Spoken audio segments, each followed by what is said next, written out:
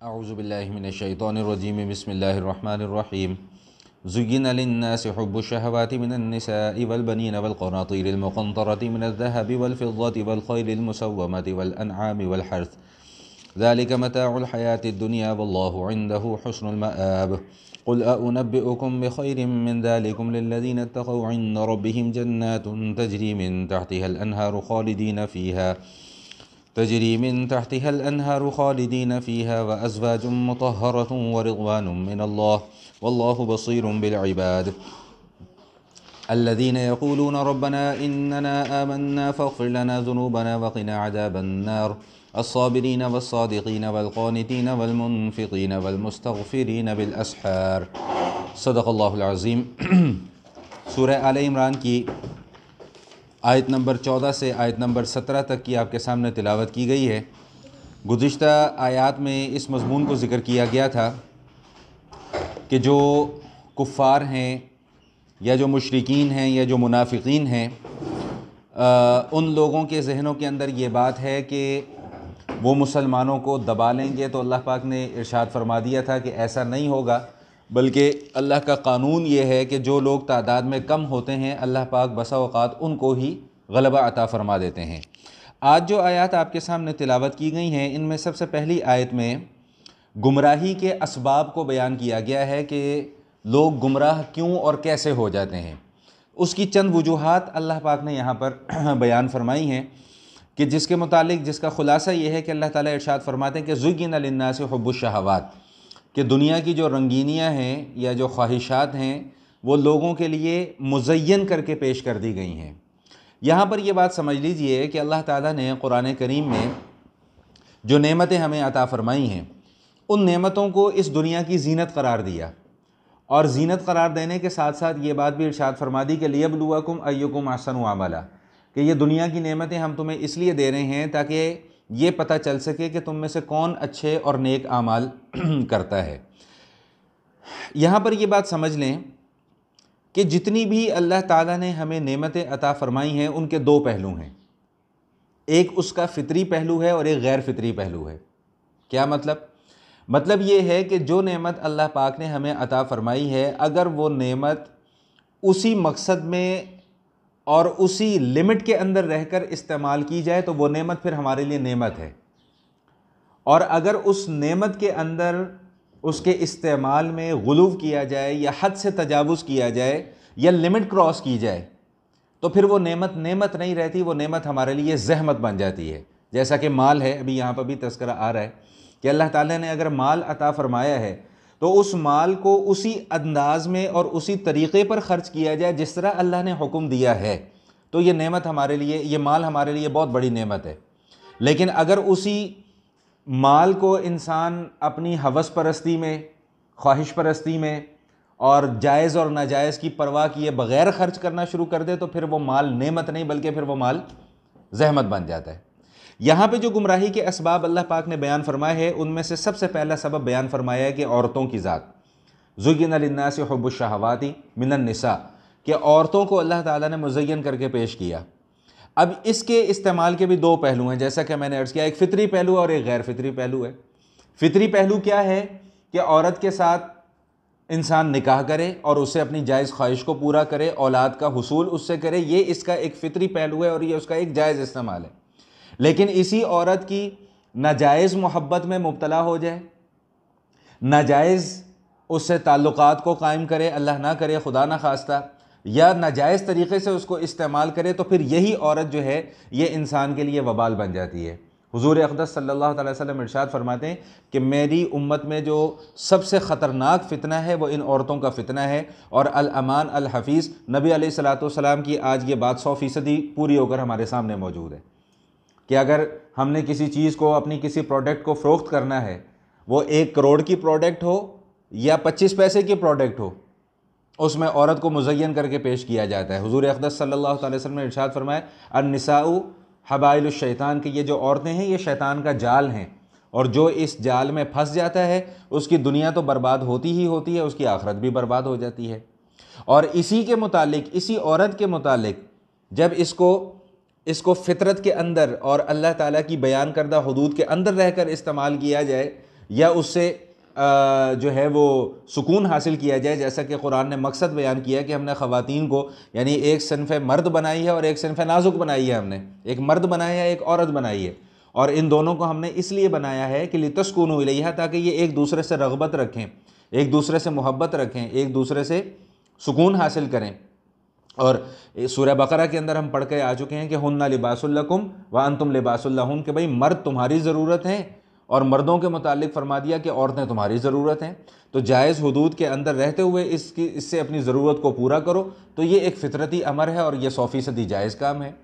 نبی علیہ الصلوۃ والسلام ارشاد فرماتے ہیں مفہوم حدیث شریف کا کہ 3 چیزیں اگر کسی کو حاصل ہو جائیں تو وہ اس کی سعادت مندی کی علامت ہے۔ نیک بیوی اگر کسی کو مل جائے، رہنے کے لیے اچھا گھر مل جائے، اور سفر کے لیے اچھی سواری مل جائے۔ فرمایا کہ یہ 3 چیزیں اگر کسی کو میسر آ جائیں تو یہ اس کی سعادت مندی کی علامت ہے، اور اگر یہ 3 چیزیں میسر نہ ہوں یا تینوں میں سے کوئی ایک چیز میسر نہ ہو تو پھر اس کے اندر کوئی سعادت مندی نہیں ہے۔ خود نبی علیہ الصلوۃ والسلام ارشاد فرماتے ہیں کہ مجھے دنیا کی جو چیزیں ہیں ان میں سے محبوب ترین چیز کیا ہے کہ نیک بیوی ہو، ایسی نیک بیوی کہ جو شوہر کی اطاعت کرے، شوہر کی فرما برداری کرے، شوہر اسے دیکھے تو وہ خوش ہو جائے۔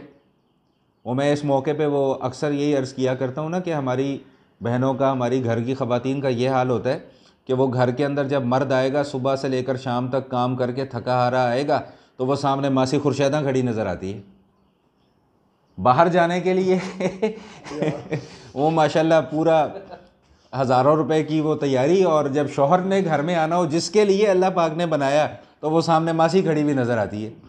تو یہ چیز اللہ کے نبی صلی اللہ تعالی وسلم نے اس چیز کو پسند نہیں فرمایا۔ اس میں یہ ذہن میں رکھیں کہ اس کا یہ مطلب نہیں ہے کہ مرد بھی گھر میں وہ شارٹس اور بنیان پہن کے پھر رہا ہو، وہ بھی اپنی بیوی کو خوش کرنے کے لیے اچھا لباس پہن کے رکھے، اس کے سامنے مزین ہو کے رہے، بن سور کا تیار رہے، کیونکہ اللہ تعالیٰ نے میاں بیوی کو پیدا ہی ایک دوسرے کے لیے کیا ہے، تعلق ہی ان کا ایک دوسرے کے لیے اللہ پاک نے بنایا ہے۔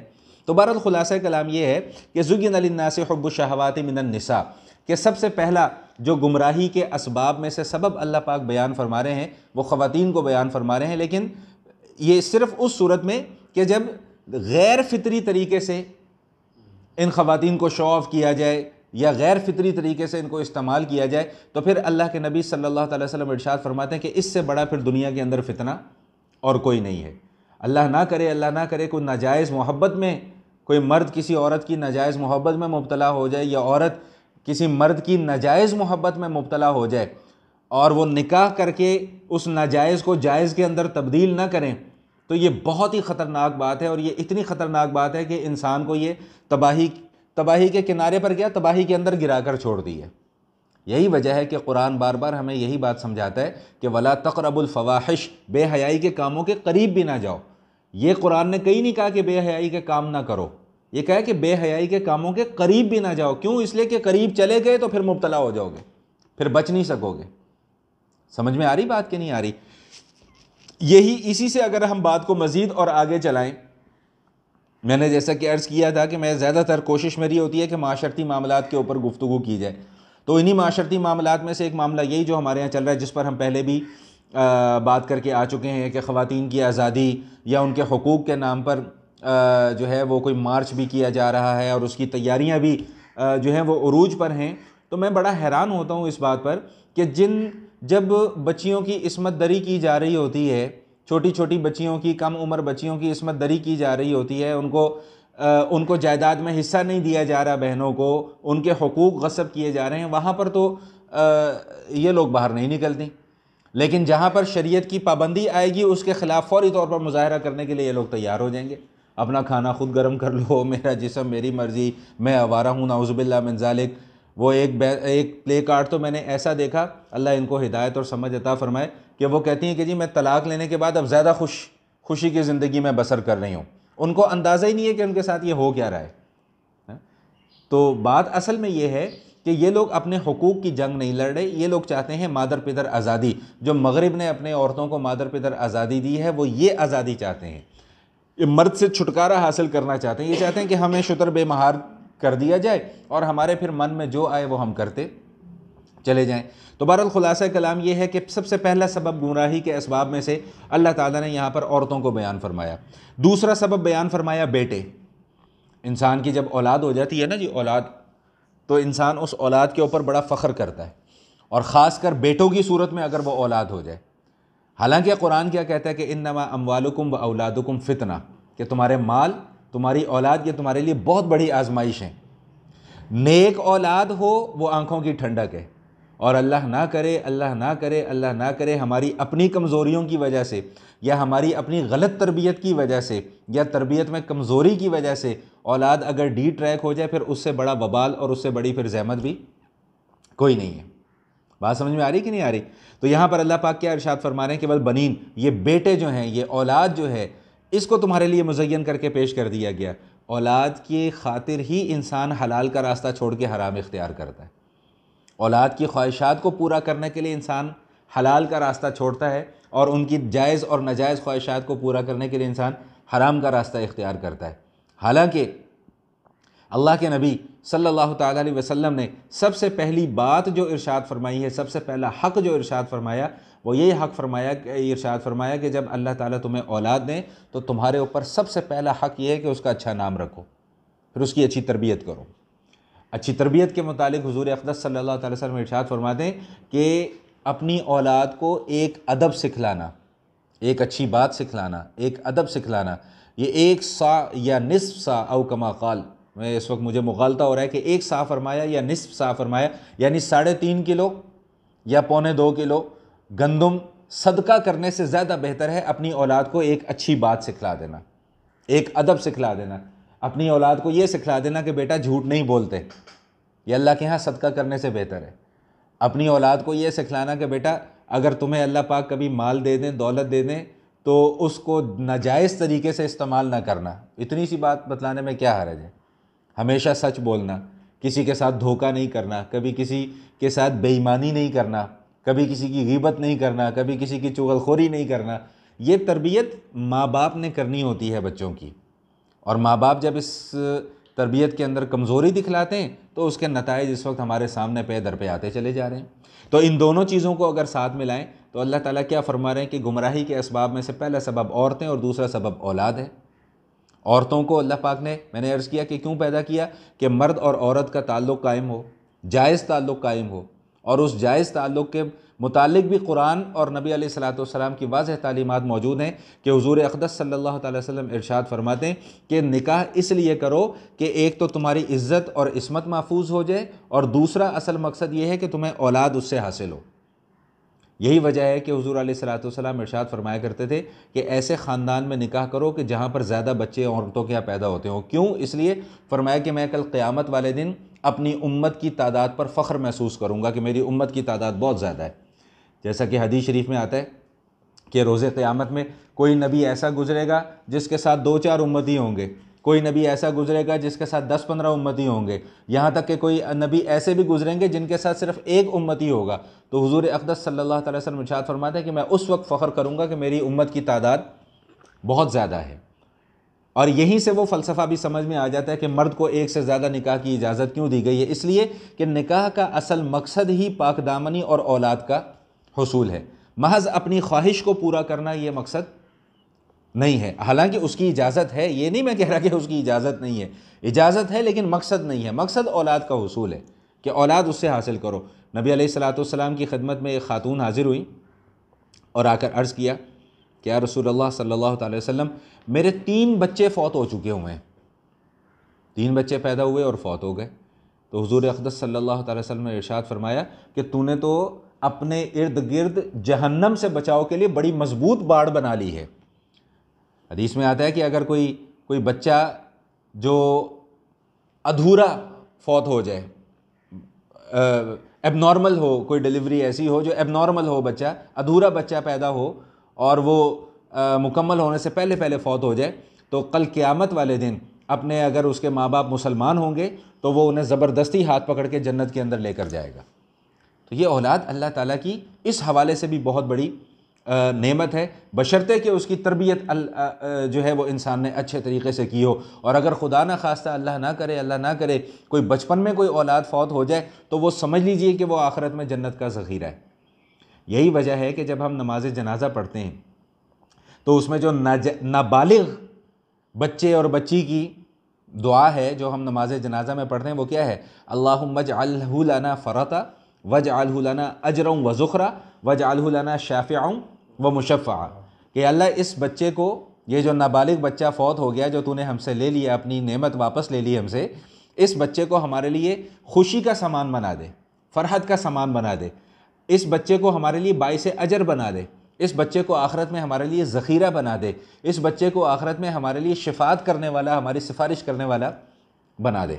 تو بہرحال اللہ پاک ارشاد فرما رہے ہیں کہ دنیا کی نعمتیں تمہارے سامنے مزین کر کے پیش کر دی گئی ہیں، گمراہی کے اسباب میں سے اگر غیر فطری طریقے سے ان چیزوں کو استعمال کرو گے تو یہ تمہارے لیے گمراہی کے اسباب میں سے ایک سبب ہے۔ تیسرا سبب بیان فرمایا کہ والقناطیر المقنطرہ، خزانوں کے جمع کیے ہوئے ڈھیر، بینک بیلنس۔ انسان اکڑ بڑی دکھاتا نا، جی میرے پاس اتنا مال ہے، میرے پاس اتنی دولت ہے، میں یوں ہوں تو میں وہ ہوں تو میں فلاں ہوں، یہ مال انسان کو لے بیٹھتا ہے۔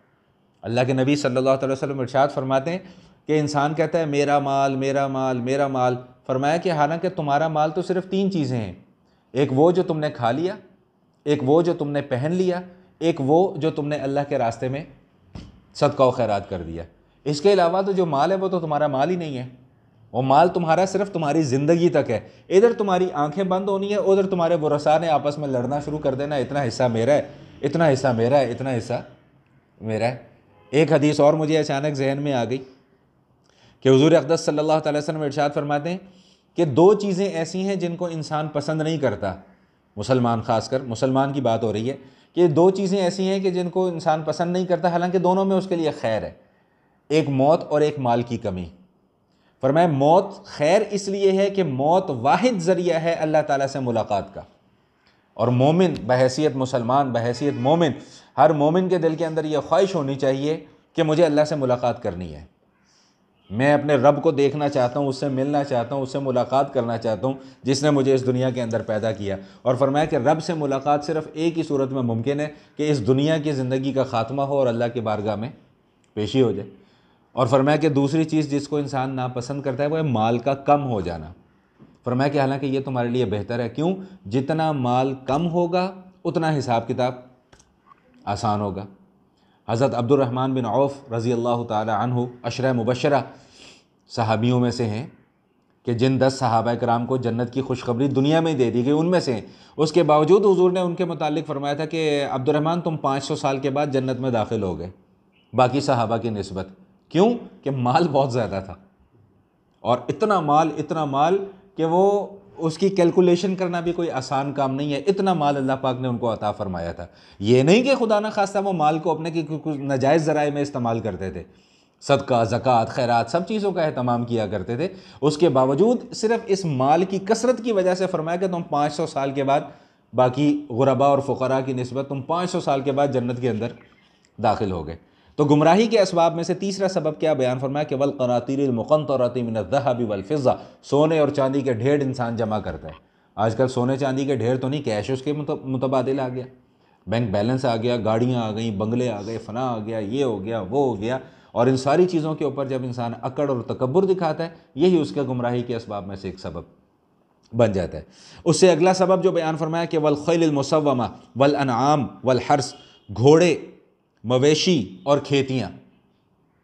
آپ اس کو محمول کر لیں آج کل کے دور کی سواریوں کے اوپر، لینڈ کروزر، فارچونر اگر کسی کو مل گئی ہے، لینڈ کروزر کسی کو مل گیا، پراڈو کسی کے پاس آ گئی ہے، تو وہ سمجھتا ہے کہ بس میں تو اب آسمان پہ بیٹھ گیا، اور گردن میں ایک کے بجائے 2 سریے آ جاتے ہیں۔ کسی موٹر سائیکل والے کو اور چھوٹی گاڑی والے کو وہ انسان ہی نہیں سمجھتا۔ میرے ایک دفعہ کسی ایک صاحب سے ملاقات ہوئی سفر میں، تو ایسی باتیں چلنے نکلیں، تو باتوں میں ایک بات کیا آ گئی، کہتے ہیں کہ میرے ایک جاننے والے تھے، کزن تھے یا کون تھے جاننے والے، موٹر سائیکل پہ تھے، تو ان کا ایک معمولی سا ایکسیڈنٹ ہو گیا ایک مرسیڈیز گاڑی والے کے ساتھ، اور غلطی 100% مرسیڈیز والے کی تھی۔ تو یہ ان کے الفاظ ہیں، انہوں نے مجھے خود یہ بات بتائی کہ وہ مرسیڈیز والا نیچے اترا تو انہوں نے کہا جی آپ کی غلطی ہے۔ اس نے کہا تجھے نہیں پتا میں مرسیڈیز میں بیٹھا ہوں، یعنی مرسیڈیز میں بیٹھا ہوں تو اس کا مطلب یہ ہے کہ میری غلطی بھی اب غلطی نہیں ہے۔ یہ وہ چیز ہے جس کو اللہ تعالیٰ یہاں پر بیان فرما رہے ہیں۔ دیکھیں میں نے کل بھی یہ بات آپ کے سامنے عرض کی تھی کہ مال کا ہونا یا مال کا کمانا اس کی شریعت میں ممانعت نہیں ہے، لیکن اس مال کی محبت میں اپنے آپ کو بالکل گم کر دینا کہ اس کے علاوہ دوسری کوئی چیز نظر نہ آئے، یہ خرابی کی جڑ ہے۔ مولانا روم سے کسی نے پوچھا کہ حضرت پھر کس طرح پھر زندگی گزاری جائے. تو انہوں نے 2 اشعار کے اندر اس کا خلاصہ بیان فرمایا، وہ میں اشعار آپ کے سامنے پیش کر دوں.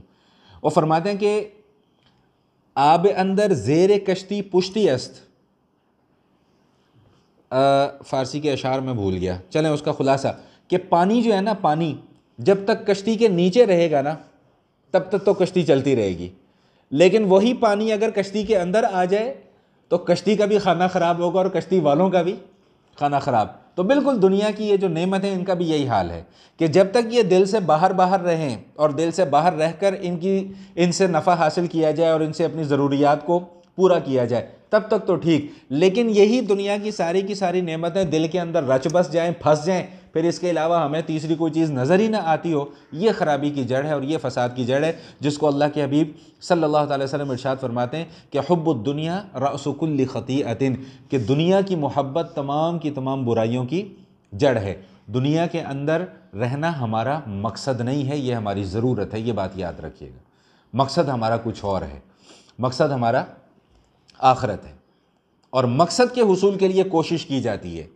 ضرورت تو ہم یہاں پر آئے ہیں، کچھ دن ہم نے رہنا ہے اور پھر یہاں سے ہم نے چلے جانا ہے. تو بہرحال اس آیت کے اندر اللہ تعالیٰ نے ان اسباب کو یہاں پر بیان فرمایا. روایت میں آتا ہے کہ جب یہ آیات نازل ہوئی تو حضرت عمر رضی اللہ تعالیٰ عنہ نے دعا کی کہ اللہ پھر آپ ہمیں بتائیے کہ ہم کیا کریں. پھر یہ ساری کی ساری چیزیں تو آپ نے فرما دیا کہ یہ تو گمراہی کے اسباب میں سے ہے، اب ہم کیا کریں پھر. تو پھر اگلی آیت نازل ہوئی، قل اعنبئکم من خیر من ذالکم، کہ آؤ میں تمہیں بتاتا ہوں اس سے بہترین چیز، اور اس سے بہترین چیز کیا ہے؟ وہ جنت ہے. اس سے بہترین چیز کیا ہے؟ وہ آخرت کے انعامات ہیں، اور وہ آخرت کے انعامات ایسے انعامات ہیں کہ جو ہمیشہ ہمیشہ رہنے والے ہیں. یہاں پر اگر کوئی تکلیف ہے تو وہ بھی عارضی ہے، اور یہاں پر اگر کوئی نعمت میسر آ جاتی ہے تو وہ نعمت بھی عارضی ہے، اس نے چھن جانا ہے. ٹھیک، لیکن آخرت کا معاملہ یہ ہے کہ آخرت میں اللہ نہ کرے کوئی عذاب یا تکلیف میں مبتلا ہوتا ہے تو وہ بھی ہمیشہ ہمیشہ کے لیے، اور اگر کوئی نعمت وہاں پر میسر آ جاتی ہے تو وہ بھی ہمیشہ ہمیشہ کے لیے. اس لیے میں یہ بات عرض کیا کرتا ہوں کہ اپنی تھوڑی سی اس دنیا کی نعمتوں کے حصول کی خاطر اپنی ہمیشہ ہمیشہ کی آخرت کو برباد نہ کریں. آخرت اصل ہمارا مقصد ہے، آخرت اصل ہماری منزل ہے، اور آخرت ہی ہمارا اصل مقصود ہے. وہیں پر ہمیں جانا ہے، وہیں پر ہمیں اللہ کی بارگاہ میں پیش ہونا ہے، وہاں پر پھر جزا یا سزا کے فیصلے ہونے ہیں. تو اللہ تعالیٰ اگلی آیت میں یہی بات ارشاد فرما رہے ہیں کہ وہاں پہ پھر ہم جو تمہیں نعمتیں دیں گے، جنات تجری من تحتها الانہار، سب سے پہلے تو ہم تمہیں باغات ایسے دیں گے کہ جن کے نیچے سے نہریں بہہ رہی ہوں گی، تمہاری آنکھیں ششدر رہ جائیں گی وہ اللہ تعالیٰ کی نعمتیں دیکھ کر. اور اللہ کے حبیب صلی اللہ علیہ وسلم ارشاد فرماتے ہیں کہ اللہ تعالیٰ یہ بات ارشاد فرما رہے ہیں کہ اعدت لعبادی الصالحین، میں نے اپنے نیک بندوں کے لیے ایسے ایسے انعامات تیار کر رکھے ہیں کہ ما لا عین رأت، کسی آنکھ نے وہ انعامات ابھی تک دیکھے نہیں ہیں، ولا اذن سمعت، نہ کسی کان نے ان نعمتوں کے متعلق سنا ہے، ولا خطر علی قلب بشر، اور نہ ہی کسی انسان کے وہم و گمان میں یہ بات آ سکتی ہے کہ وہ کس قسم کے انعامات ہوں گے. ایک مختصر سا نقشہ جنت کا ہمارے سامنے پیش کر دیا گیا کہ جی باغات ہوں گے، پھول ہوں گے، پھل ہوں گے، پودے ہوں گے، اور جناب ہر قسم کی نعمت وہاں پر میسر ہوگی. لیکن حقیقی تصور ہم اس کا ایک خاکہ اپنے ذہن کے اندر نہیں بٹھا سکتے جب تک کہ انشاءاللہ ہم خود اس جنت کے اندر چلے نہ جائیں کہ وہاں پر ہوگا کیا. روزانہ وہاں پر ان نعمتوں میں اضافہ ہوتا رہے گا. میں بڑا یہ سوچا کرتا تھا کہ یار ایسی زندگی ہوگی کہ نہ ختم ہونے والی زندگی، تو انسان وہاں پر اکتائے گا نہیں، اکتاہٹ نہیں ہوگی وہاں پر. 70 بیویاں مل گئی، اب ان کو 70 کو دیکھ کتنا عرصہ دیکھتا رہے گا. یہاں 15 20 25 سال ایک کو دیکھ کے دل بھر جاتا ہے. کیا کریں گے وہاں پر ہمیشہ ہمیشہ کی جو نعمتیں ہوں گی. تو اس کا جواب پھر مجھے ملا، اس کا جواب یہ ہے کہ اس لیے کہ وہاں پر ان نعمتوں کے اندر قرار نہیں ہوگا، وہ ان نعمتوں کے اندر روز بروز اضافہ ہوتا چلا جائے گا. اگر جو اللہ پاک نے جو بیوی عطا فرمائی ہوگی وہاں پر، یہ دنیا والی بھی وہاں پہ سر پہ سوار ہوگی اور باقی بھی ہوں گی وہاں پر، تو وہ جو ہوں گی ان کی خوبصورتی میں، ان کے حسن میں روز بروز اضافہ ہوتا چلا جائے گا. مرد جو ہوگا اس کے حسن میں روز بروز اضافہ ہوتا چلا جائے گا، اور جو دوسری نعمتیں ہوں گی ان کی خوبصورتی اور حسن میں روز بروز اضافہ ہوتا چلا جائے گا. اس لیے وہاں پر اکتاہٹ نام کی کوئی چیز نہیں ہوگی. ایک صحابی تھے، وہ ان کو شاید گھوڑوں کا بہت زیادہ شوق تھا، تو وہ آ کر نبی علیہ الصلوۃ والسلام سے پوچھنے کہ یا رسول اللہ جنت میں گھوڑے ہوں گے؟ تو حضور علیہ الصلوۃ والسلام نے فرمایا کہ ہاں گھوڑے ہوں گے، لیکن یہ والے گھوڑے نہیں ہوں گے جو دنیا میں ہوتے ہیں، وہ ایسے گھوڑے ہوں گے کہ ان کے پر بھی یاقوت کے پر ہوں گے، مرجان یاقوت کے پر ہوں گے ان کے، اور تم اس پہ جانا جہاں مرضی موج کرنا، کبھی کسی سے ملنے جانا، کبھی کسی سے ملنے جانا، وہاں پر ملاقاتیں بھی ہوں گی، مجلسیں بھی لگیں گی، محفلیں بھی لگیں گی، سب کچھ ہوگا۔ ساری اللہ کی نعمتیں جو اس دنیا میں اللہ پاک نے ہمیں عطا فرمائی ہیں، انہی نعمتوں کی خوبصورت اور حسین ترین شکل جو ہے وہ وہاں پر جا کر ہمیں ملے گی۔ اسی طرح رشتہ داروں کے گھر بھی آنا جانا ہوگا، دوستوں کے گھر بھی آنا جانا ہوگا، ملاقاتیں ہوا کریں گی، بازار لگا کریں گے وہاں پر، آپ شاپنگ کرنے بھی وہاں پر جا سکیں گے، سب کچھ ہوگا وہاں پر۔ جو جس چیز کی انسان خواہش کرے گا وہ چیز اللہ پاک وہاں پر اسے عطا فرمائیں گے۔ اور پھر ساتھ ساتھ یہ بھی ارشاد فرما دیے کہ ازواج مطہرہ، وہاں پر بیویاں بھی تمہیں ملیں گی، لیکن وہ بیویاں کیسی ہوں گی؟ وہ پاک صاف ہوں گی، ان کے اندر نہ جسمانی طور پہ کسی قسم کی کوئی گندگی ہوگی، اور نہ ہی روحانی طور پہ ان کے اخلاق کے اندر کسی قسم کی کوئی کمی ہوگی۔ بد زبان بیوی نہیں ہوگی، اچھی زبان بولنے والی ہوگی، خوش گفتار ہوگی، خوبصورت ہوگی، حسین ہوگی، جمیل ہوگی، ساری کی ساری نعمتیں اللہ پاک فرما رہے ہیں کہ ہم وہاں پہ عطا فرمائیں گے۔ اور سب سے بڑی جو نعمت ہے، اس پہ میں تھوڑی سی بات کر دوں، جو سب سے بڑی نعمت ہے وَرِضْوَانٌ مِّنَ اللَّهِ، اللہ تعالیٰ کی رضامندی وہاں پر ملے گی۔ حدیث شریف میں آتا ہے کہ جب جنت والوں کو جنت کی ساری نعمتیں مل جائیں گی تو اللہ تعالیٰ فرمائیں گے ہاں بھئی اور کچھ چاہیے؟ تو وہ بندے عرض کریں گے یا اللہ اتنا کچھ تو دے دیا، اب ہمیں اور کیا چاہیے؟ تو اللہ پاک ارشاد فرمائیں گے نہیں، ایک نعمت ایسی ہے کہ جو باقی نعمتوں سے بڑھ کر ہے، اور وہ کیا؟ احل علیکم رضوانی، آج میں نے تم سے اپنی رضامندی کا اعلان کر دیا کہ فلا اسخط بعدہ ابدا، کہ آج کے بعد میں کبھی تم لوگوں پر ناراض نہیں ہوں گا۔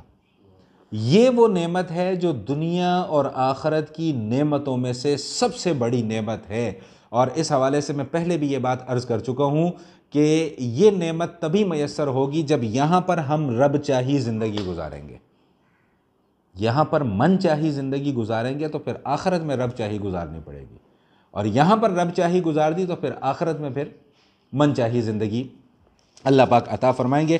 بس میں مختصر کر رہا ہوں، اگلی دو آیتیں اللہ تعالیٰ نے جو نیک بندے ہیں ان کی مختصر سی صفات کو بیان فرما دیا۔ سب سے پہلی صفت تو ان کی یہ بیان فرمائی کہ وہ اللہ سے دعا کرتے ہیں، ربنا اننا آمنا فاغفر لنا ذنوبنا وقنا عذاب النار۔ وہ کیا ہیں؟ وہ لوگ کون ہیں؟ وہ یہ کہتے ہیں کہ اے ہمارے رب ہم ایمان لائے، ہاں اب ایمان لانے کے بعد ہم سے کوئی غلطیاں کوتاہیاں ہو گئیں تو فاغفر لنا، یا اللہ ان کو تو معاف فرما دے۔ تو معلوم یہ ہوا کہ اصل چیز ایمان ہے۔ انسان اس دنیا کے اندر جتنے مرضی اچھے کام کر لے، لیکن اگر ایمان نہیں ہے تو ان اعمال کا اس دنیا کے اندر تو فائدہ ہے، آخرت میں فائدہ نہیں ہے۔ آخرت میں اعمال کا فائدہ تبھی ہوگا جب وہ اعمال ایمان کی کیفیت میں اور ایمان کی حالت میں کیے جائیں گے۔ بات سمجھ میں آ گئی؟ انشاءاللہ اس پر آگے بھی بات آئے گی تو پھر وہاں پر کریں گے۔ مختصراً 5 صفات اللہ پاک نے یہاں پر بیان فرمائی ہے۔ سب سے پہلی صفت تو بیان فرمائی کہ یہ نیک لوگ کون ہوتے ہیں؟ الصابرین، دنیا کی تکلیفوں پر صبر کرنے والے لوگ ہیں، واویلا نہیں مچاتے، شور نہیں مچاتے، ہائے وائے میں مر گیا، کھپ گیا، یہ ہو گیا، وہ ہو گیا، فلاں ہو گیا، اس طرح کا شور و غوغا نہیں کرتے، بلکہ اللہ تعالیٰ کی رضا پر راضی ہو جاتے ہیں۔ اور کیا کہتے ہیں جب کوئی تکلیف آتی ہے تو الذین اذا اصابتہم مصیبہ قالوا انا للہ و انا الیہ راجعون، کہ اللہ جو کچھ ہے وہ سب تیرا ہے اور ہم نے بھی ایک دن تیرے پاس آ جانا ہے۔ ٹھیک، اس پہ انشاءاللہ آگے بھی جا کر بات کریں گے۔ والصادقین، سچے ہوتے ہیں۔ سچے ہونے کا کیا مطلب؟ کہ کبھی غلط بات زبان پر لے کر نہیں آتے، اور دوسرا سچے ہونے کا یہ مطلب ہے کہ دین کی تصدیق کرنے والے ہوتے ہیں، دین کو سچ ماننے والے ہوتے ہیں۔ اللہ کے حبیب صلی اللہ تعالی وسلم ارشاد فرماتے ہیں کہ ایک آدمی سچ بولتا ہے، سچ کے ساتھ جڑا رہتا ہے تو اللہ تعالیٰ اس کا نام صدیقین میں لکھ دیتے ہیں، اور ایک آدمی جھوٹ بولتا ہے، جھوٹ کے ساتھ جڑا رہتا ہے تو اللہ تعالیٰ اس کا نام مکذبین میں لکھ دیتے ہیں کہ یہ جھوٹوں میں اس کا شمار کیا جائے گا۔ جب اللہ کسی کا نام سچوں میں لکھ دیں تو پھر سمجھ لیں کہ اسے دنیا اور آخرت کی نعمتیں مل گئیں، اور اللہ نہ کرے اگر اللہ کسی کا نام جھوٹوں میں لکھ دیں تو پھر سمجھ لیں کہ اس کی دنیا بھی برباد اور اس کی آخرت بھی برباد۔ حضور علیہ الصلوۃ والسلام ارشاد فرماتے ہیں کہ مومن جھوٹ بولنے والا نہیں ہوتا۔ اور ایک اور حدیث میں آتا ہے کہ جب کوئی انسان جھوٹ بولتا ہے تو رحمت کے فرشتے اس سے 1 میل کی دوری پر چلے جاتے ہیں، 1 میل دور ہو جاتے ہیں کہ یہ آدمی جھوٹ بول رہے ہیں۔ جھوٹ کی بدبو ہوتی ہے، اسمیل ہوتی ہے، اس اسمیل کی وجہ سے وہ فرشتے اس رحمت والے جو ہیں وہ اس بندے سے دور چلے جاتے ہیں۔ تیسری صفت بیان فرمائے کہ والقانتین، اللہ کے ہر حکم کے سامنے سر تسلیم خم کر دیتے ہیں، اس میں چوں چراں اگر مگر لیکن ویکن ایسے ویسے کی لاجک تلاش نہیں کرتے۔ چوتھی صفت بیان فرمائی کہ والمنفقین، اپنے مال کو اللہ کے راستے میں خرچ کرتے رہتے ہیں۔ مال کو خرچ کرنے کے حوالے سے ہم سورہ بقرہ کے آخر میں بہت تفصیل کے ساتھ یہ مضامین پڑھ کر آ چکے ہیں۔ اور پانچویں صفت بیان فرمائی کہ والمستغفرین بالاسحار، کہ جو صبح سحری کا وقت ہوتا ہے اس وقت اٹھ کر اللہ تعالیٰ سے مغفرت مانگتے ہیں۔ یہ جو تہجد کا وقت ہوتا ہے نا، رات کا آخری پہر، حدیث میں آتا ہے کہ اللہ تعالیٰ اس آسمان دنیا پہ نزول فرماتے ہیں۔ یہ جو آسمان دنیا، اس آسمان کو کہتے ہیں جو آسمان ہمیں نظر آ رہا ہے، یہ آسمان دنیا ہے۔ اللہ تعالیٰ 7ویں آسمان سے اپنے عرش سے تشریف لاتے ہیں اس آسمان دنیا کے اوپر روزانہ، یہ اللہ کا معمول ہے۔ اور پھر اللہ پاک فرماتے ہیں کہ من یدعونی استجیب لکم، کہ کوئی ہے مجھ سے مانگنے والا، دعا کرنے والا، میں اس کی دعا کو قبول کروں۔ من یسألونی آتینی، کہ کوئی ہے ایسا جو مجھ سے سوال کر رہا ہو اس وقت میں اس کی ضروریات کو پورا کروں۔ کوئی ہے اس وقت جو مجھ سے مغفرت طلب کرے، میں اس کی مغفرت کر دوں۔ تو یہ روزانہ اللہ تعالیٰ کا معمول ہے۔ ہم لوگ تو ایسے بد نصیب لوگ ہیں کہ ہمیں اٹھنا نصیب ہی نہیں ہوتا، اس وقت آنکھ بھی کھلی ہوگی پھر بھی اٹھنا نصیب نہیں ہوتا۔ یہ ہمارے اپنے گناہوں کا وبال ہوتا ہے جو ہمیں اس وقت اٹھ کر اللہ سے معافی نہیں مانگنے دیتا۔ یہ شیطان کے متعلق آتا ہے، اللہ کے حبیب صلی اللہ علیہ وسلم ارشاد فرماتے ہیں کہ جب صبح فجر کے وقت انسان اٹھنے کی کوشش کرتا ہے نا تو شیطان آ کے تھپکی دیتا ہے، ارقد لیل طویل، سو جا سو جا، ابھی بڑی رات پڑی ہوئی ہے۔ ہوتا ہے نا جی ایسا ہمارے ساتھ، وہ یار اچھا ابھی 5 منٹ کے بعد اٹھ جاتے ہیں، ابھی 10 منٹ کے بعد اٹھ جاتے ہیں، ابھی 15 منٹ کے بعد اٹھ جاتے ہیں، یہ کرتے کرتے کرتے کرتے اس کا فجر کا وقت بھی نکل جاتا ہے۔ یہ جو ہم سوچ رہے ہوتے ہیں نا کہ ابھی 5 منٹ بعد اٹھتے ہیں، یہ شیطان کی تھپکی ہوتی ہے، سو جا بیٹا سو جا، ابھی بڑی رات پڑی ہوئی ہے، ارقد لیل طویل، ارقد لیل طویل، ابھی بڑی لمبی رات پڑی ہے، تھوڑی دیر اور سو جاؤ۔ یہ کرتے کرتے انسان، تہجد تو گئی، انسان کی فجر کی نماز بھی جو ہے وہ قضا ہو جاتی ہے۔ اور یہ استغفار، یہ مومن کا اتنا بڑا ہتھیار ہے کہ رسول اللہ صلی اللہ علیہ وسلم ارشاد فرماتے ہیں کہ طوبیٰ لمن وجد فی صحیفتہ استغفارا کثیرا، کہ خوشخبری ہے اس شخص کے لیے کہ جس کے نامہ اعمال میں کثرت کے ساتھ استغفار پایا جائے۔ حضور علیہ الصلوۃ والسلام خود یہ بات ارشاد فرماتے ہیں کہ میں دن میں 70 مرتبہ سے بھی زیادہ استغفار کرتا ہوں۔ حضور کو استغفار کی ضرورت کوئی نہیں تھی، پھر کیوں کیا جا رہا ہے؟ مجھے اور آپ کو سکھلانے کے لیے کہ بھئی جب اللہ کے نبی جن کی وجہ سے اس کائنات کی تخلیق کی گئی ہے وہ اللہ تعالیٰ سے استغفار اتنی مرتبہ دن میں مانگ رہے ہیں تو تم کون ہوتے ہو؟ تم کوئی آسمان سے اتری ہوئی مخلوق نہیں ہو، تمہیں تو اور زیادہ استغفار اللہ تعالیٰ سے دعا اور مغفرت مانگتے رہنا چاہیے۔ اس حوالے سے انشاءاللہ آگے بھی باتیں آئیں گی تو وہاں پر میں تفصیل کے آپ کے سامنے تفصیل سے ان موضوعات پر انشاءاللہ پھر گفتگو ہوگی۔ ابھی فی الحال ان آیات کا ہم ترجمہ کر لیتے ہیں۔ صفحہ نمبر 123، پہلی سطر۔ زُيِّنَ لِلنَّاسِ حُبُّ الشَّهَوَاتِ مِنَ النِّسَاءِ وَالْبَنِينَ، اللہ پاک ارشاد فرما رہے ہیں کہ مزین کر دی گئی ہے لوگوں کے لیے مرغوب چیزیں۔ یہاں پر ترجمہ انہوں نے کیا ہے شہوات کا، مرغوب چیزیں یعنی خواہشات کی جو چیزیں ہیں ان کو مزین کر کے ان کی محبت لوگوں کے دلوں کے اندر ڈال دی گئی ہے۔ سب سے پہلی چیز ان میں سے کیا ہے؟ عورتیں ہیں، تفصیل میں نے آپ کے سامنے عرض کر دی ہے۔ والبنین، اولاد ہے، بیٹے۔ والقناطیر المقنطرہ، جمع کیے ہوئے خزانوں کے ڈھیر ہیں، من الذہب والفضہ، سونے اور چاندی کے۔ والخیل المسومہ، نشان زدہ گھوڑے ہیں۔ والانعام، مویشی ہیں۔ والحرث، کھیتیاں ہیں۔ ذالک متاع الحیات الدنیا، یہ سارا کا سارا دنیا کی زندگی کا ساز و سامان ہے۔ واللہ عندہ حسن المآب، اور اللہ کے پاس جو ٹھکانہ ہے وہ زیادہ بہتر ہے۔ اس آیت کو یاد کر لیں، واللہ عندہ حسن المآب، اللہ کے پاس جو انعامات ہیں وہ ان دنیا کی نعمتوں سے کہیں زیادہ بہتر ہیں۔ قل، اے محبوب آپ کہہ دیجئے، اَأُنَبِّئُكُم بِخَيْرٍ مِّن ذَلِكُمْ، آؤ میں تمہیں اس سے زیادہ بہتر چیز کی طرف توجہ دلاتا ہوں۔ وہ کیا؟ لِلَّذِينَ اتَّقَوْا عِندَ رَبِّهِمْ، ان لوگوں کے لیے جو پرہیزگاری اختیار کریں گے ان کے رب کے پاس کیا انعامات ہیں؟ جناتن، باغات ہیں، تجری من تحتها الانہار، ان باغات کے نیچے نہریں بہہ رہی ہوں گی، خالدین فیہا، سب سے بڑا انعام یہ ہے کہ ان باغات میں یہ ہمیشہ ہمیشہ کے لیے رہیں گے۔ وَأَزْوَاجٌ مُطَہَّرَةٌ، اور پاکیزہ بیویاں ہیں وہاں پر۔ وَرِضْوَانٌ مِّنَ اللَّهِ اکبر، اور سب سے بڑی نعمت کیا؟ کہ اللہ تعالیٰ کی طرف سے رضامندی کا اعلان ہوگا۔ واللہ بصیر بالعباد، اللہ تعالیٰ اپنے بندوں پر نظر رکھے ہوئے ہیں، سب کچھ دیکھ رہے ہیں۔ الذین، کون سے بندے؟ وہ لوگ، وہ بندے، یقولون، جو کہتے ہیں، ربنا، اے ہمارے رب، اننا آمنا، بے شک ہم نے ایمان قبول کر لیا، فاغفر لنا ذنوبنا، اب ایمان قبول کرنے کے بعد ہم سے جو غلطیاں کوتاہیاں ہو رہی ہیں یا اللہ تو ان کو معاف فرما دے، وقنا عذاب النار، اور ہمیں آخرت میں آگ کے عذاب سے محفوظ فرما، الصابرین، یہ نیک لوگ کون ہوتے ہیں؟ یہ صبر کرنے والے ہیں، والصادقین، سچے لوگ ہیں، والقانتین، اطاعت گزاری اور فرما برداری کرنے والے ہیں، والمنفقین، اپنے مال کو اللہ کے راستے میں خرچ کرنے والے ہیں، والمستغفرین بالاسحار، اور رات کے آخری حصے میں استغفار، اللہ سے مغفرت طلب کرنے والے لوگ ہیں۔ وآخر دعوانا ان الحمد للہ رب العالمین۔